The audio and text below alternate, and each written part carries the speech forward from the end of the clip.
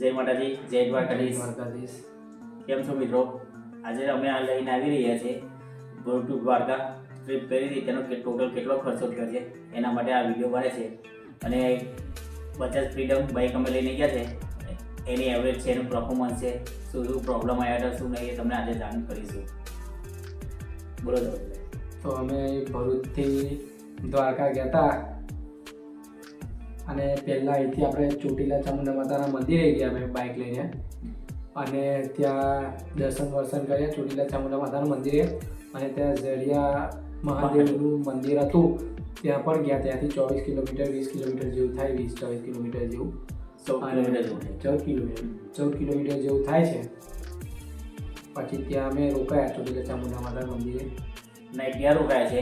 અને પછી બીજા દિવસે 2 વાગે ઉઠીને સવારમાં દ્વારકા જવા નીકળી ગયા હતા. કંઈ 10:30 જેવું ટાઈમ થયો હતો, 10:30 અમે પહોંચ્યા હતા. અને પછી કંઈ કેમ કે તમે વેકેશનમાં જશો તો તમારા રૂમનો બહુ પ્રોબ્લેમ થશે.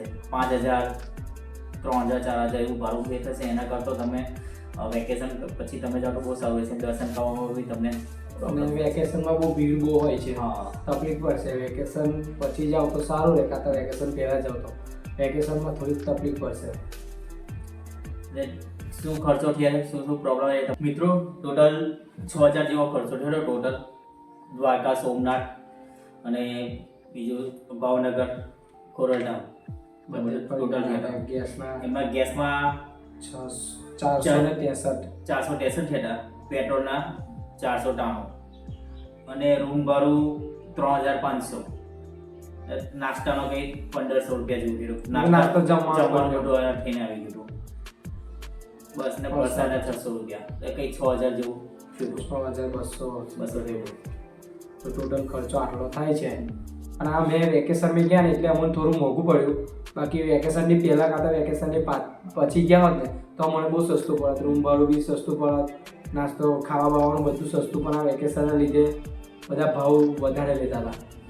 બાઇક લઈને જવાનો ફાયદો પણ નહીં થાય. તમારું મંદિર પાસે જાઓ, પાર્કિંગ હોય, આરામથી જઈ કોઈ તકલીફ ના પડે. ખાલી વેકેશનમાં ના જતા.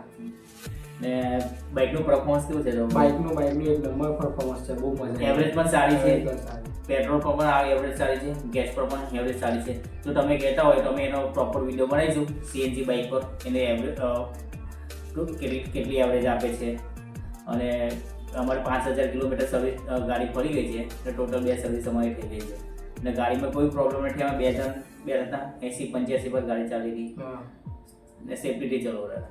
સારું, બાઇકનું પરફોર્મન્સ સારું છે, બિલકુલ હીટ બીટ ગરમ નહીં થાય, કોઈ પ્રોબ્લેમ નથી. અમે 700 કિલોમીટર ટોટલ 1 કલાકનો બ્રેક લીધો, 700 કિલોમીટર એવી ચલાવી છે ગાડીમાં, કોઈ પ્રોબ્લેમ નથી આવતો.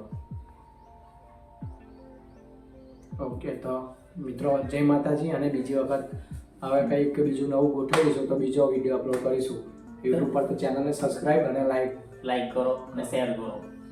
તમારે આવા વિડીયો જોવા હોય તો તમે કોમેન્ટમાં તમે કહી શકો છો. જો તમારા બાઇકનું પરફોર્મન્સ ને બધું હજુ એવરેજને તમારો વિડીયો પ્રોપર જોતા હોય તો તમને કહીશું તો અમે બનાવીશું. તમે એટલી બધી બાઇક કેમ નથી બનાવી કે અમારે કંઈ સ્પોન્સરશિપ કે એવું કંઈ છે નહીં. અમે તો ખાલી ગયા હતા, અમે ખાલી ફરવા માટે ગયા હતા અને આ મંદિરના ખાલી વિડીયો બનાવ્યા. બસ. તમે જો ડેલી બ્લોગ અમે જોતા હોય તો અમે ડેલી બ્લોગ પણ બનાવીશું, ટૂંક સમય બનાવીશું. કેમ કે તરુણભાઈ પણ જોબ કરે છે, હું પણ જોબ કરું છું. ટાઈમ મળો, સીટમાં હોય નોકરી એટલે ટાઈમ મળો થોડો પ્રોબ્લેમ છે. એના માટે વિડીયો પૂરો નહીં આવતા, ટાઈમ કરી અમે વિડીયો બનાવીશું. તો જય માતાજી મિત્રો, બીજા નેક્સ્ટ વિડીયો મળ્યા. જય માતાજી, જય દ્વારકાધીશ. જય દ્વારકા.